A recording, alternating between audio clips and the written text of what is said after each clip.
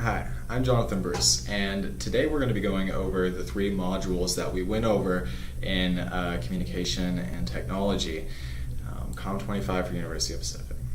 The three modules we went over were over the course of fall semester. The first module was presentation of self, and in the presentation of self we created a blog and a subsequent podcast that related to what we talked about in that blog, and a LinkedIn page to help us practice professional networking. The second module was using visual media for instructional purposes. The two ways we did that in the second module was by creating an instructional YouTube video and also by creating a Flickr slideshow, which taught you how to do something else. The third module we did in Comtech was internet promotion for an organization, and we did that through actually going out and looking for an actual business. We made a website, Facebook, and Twitter page for them, and then we wrote about it in a diary, our experiences all throughout Module 3.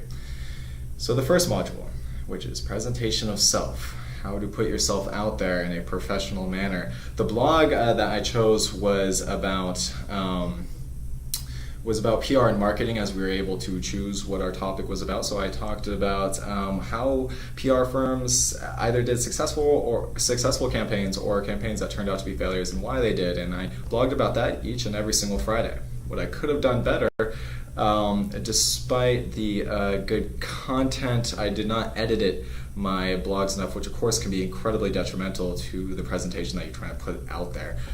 Furthermore, I also kind of messed up on the podcast. If you go to these links below, you'll have the link to the blog and everything I'll be talking about. But under the podcast, you'll notice if you go to that link, it'll tell you to go to iTunes to see the podcasts I created that were on the same topic as my blog, and you'll notice that I only made one podcast in time, even though you'll see three. I only did one in time, which is incredibly detrimental because that doesn't set a good presentation of yourself. It actually is a detrimental presentation because you're showing your audience that you're not very persistent in your interaction with them if you're only putting one blog post up. It just kind of shows you're being lazy about the way you're presenting yourself, which is never good. And the third thing I did was LinkedIn page, and if you go to my LinkedIn account, it's a great resource for professional development because you get to validate as to whether a connection of yours is truly an expert at PR or marketing, which if you get a lot of validations or endorsements as they call them, then it looks like you have a credible setting and you know enough professionals who can vouch for you. And also just helps you networking your name out there in the professional industry that you are in. You go on my LinkedIn page, you'll notice that there's a couple links to the podcast and to the blogging, which is always what you want to do, is give them a full array of your presence, which I try to do on LinkedIn.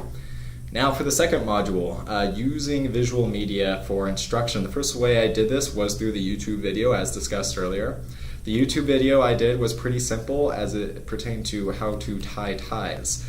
And you'll realize that if you go to the link below that there was a mistake that I made, which was that my head was cut off while I was showing you how to tie a tie, which isn't a very personal way or a very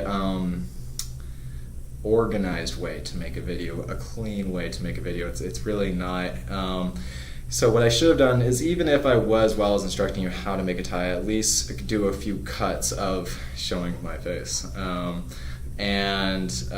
So ultimately the beginning sequence and the ending credits were good, but it was just I needed to fix the camera angle in the middle.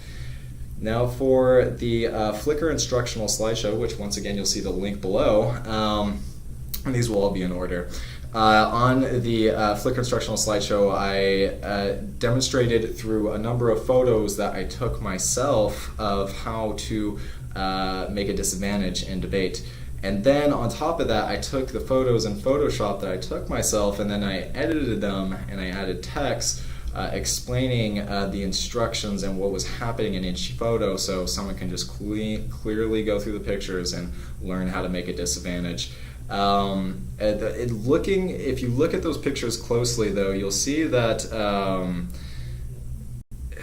that it's a little cheap looking because there's this white outline that goes around all the blue letters, which wasn't exactly, it didn't give it a good amount of credibility or ethos behind the entire instructional video when it kind of looks that lazy.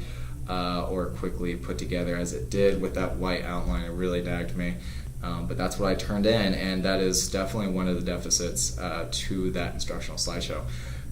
But now let's go on to Module 3, the internet promotion of an organization. The organization I chose was James Mitchell-Contractor. You will see the links to all the links I created down below for Module 3. The first thing I did was create a website with 5 links. 5 different pages on the one website. It was home, about us, contact, history, and also links, helpful links that help you understand the topic at hand. And ultimately, a couple deficits to when I was creating that. First of all, it was a great activity to do to understand how to write code and how to build a website. It gets your confidence and competence way up in that field or in those terms. But a few of the things that held it back was the fact that if you go to the links page, you'll see that the colors for the hyperlinks change. And I did that because I had it white and light blue, which made the links, the hyperlinks, and the content of that page blend in with the background. So it was either I changed the background or I changed the color of the hyperlinks. Unfortunately, I changed them in such a way that it only changed on the links page. So it gives it an inconsistent color pattern going through the pages, but also the link to Favicon wasn't done correctly, which is also detrimental to the entire just outlook and design of the website, which could have been done much better. However, the Facebook and Twitter that I linked it to turned out just fine. What I could have done better was making more posts on Twitter. What I did okay though was that on Twitter I followed people who are also part of that industry, which is also a key part of networking your brand, your organization, or the presentation of yourself when you are branching out, kind of how you want to do in LinkedIn. So you want to link your organization or yourself to people, organizations that are in the same exact industry to help network or increase your exposure, rather. So that was done. However, what I failed to do on Facebook was supply the link to Twitter, so there wasn't a complete triangle of interconnection as far as links to each other between Twitter, Facebook, and the website, which could have been done much better.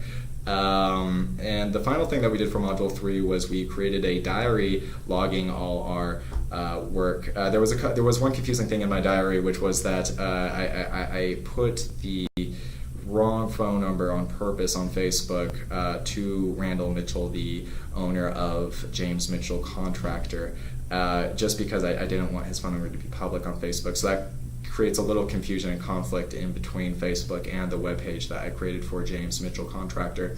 Other than that though, most of these modules turned out fine for me. If you notice, however, the trend in my drawbacks on all 3 of these modules was the little details, the little white outlines on the Flickr slideshow, the inconsistent coloring pattern in between the pages, the lack of a favicon link, the lack of hyperlinks in between the triangle of Twitter, Facebook, and the webpage. And as far as the first module goes, it comes down to editing each specific blog that comes out, because they're in my name. You want to make sure you establish yourself as a good, competent writer.